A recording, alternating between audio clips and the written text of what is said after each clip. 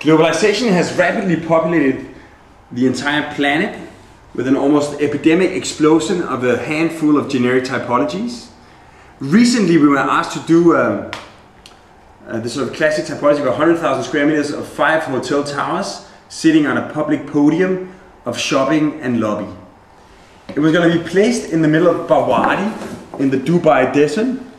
And Dubai is this sort of interesting global phenomenon that 10 years ago, I'm not sure if I had ever actually heard about Dubai, but because of spectacular projects like the Palm or the World, Dubai has transformed into this sort of battlefield of spectacular architecture competing for international investment and international attention. And even though Dubai is actually famous for its architecture, the cityscape looks remarkably much like a generic American city. This is Dubai, this is Miami. And the reason is that a handful of American, British and Australian architects have been sort of copying generic American skyscrapers all over the desert. And there's nothing more unsustainable imaginable than to do glass towers in the middle of the desert. Essentially, you need to burn tons of fuel for cooling these glass boxes to make them actually livable for humans.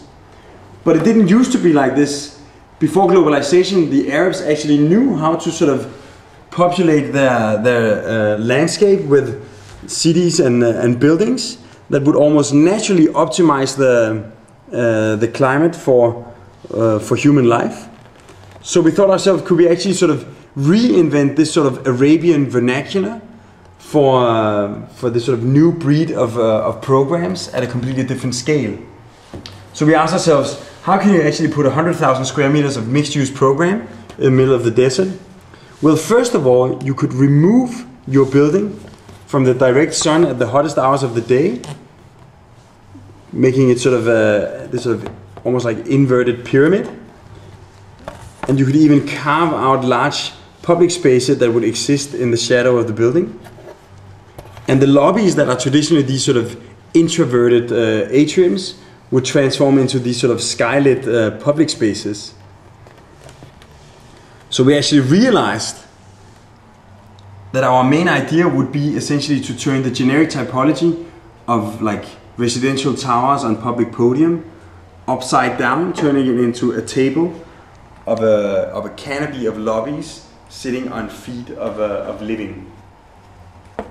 Or in other words, our proposal became to turn the vision of Bawadi on its head. So how to do this?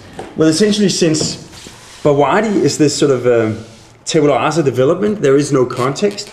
And since all the surrounding developments are happening in fierce competition, there's no exchange of information.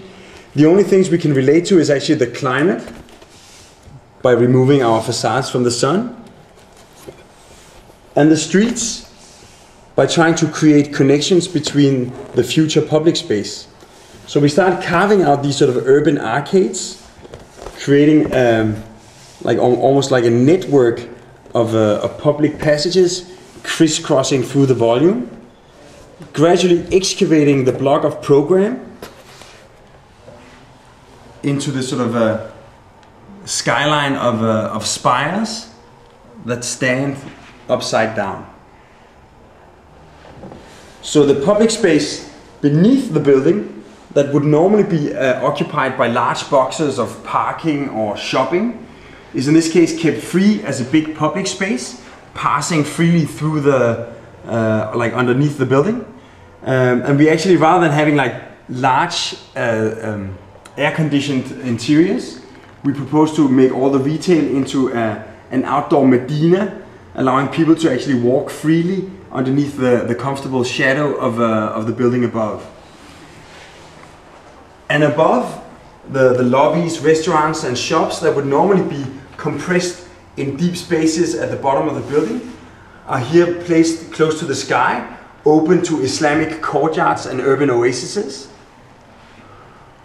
And at one place we slice out a fragment of the canopy, opening up a piece of the sky above the mosque below, that is actually integrated in the urban fabric of the Medina. So we gradually started realizing that by trying to invent a new typology for accommodating large programs in the Arabian desert, we were actually stumbling upon architectural vocabulary resembling the traditional Islamic architecture, but not at the scale of a building, rather at the scale of the city. We were actually inventing a new form of public space hosted underneath these like massive urban vaults, allowing people once again to actually populate the desert in the comfortable shadow of the building above. And as you zoom out, you see that it's not only the skyline of a city upside down, it almost looks like a pyramid turned on its head, the ultimate icon of insanity. So by actually trying to reinvent the Arabian vernacular, rather than desperately trying to chase the global spectacular, we were coming up with an architecture infinitely more expressive than what we could have ever imagined on our own.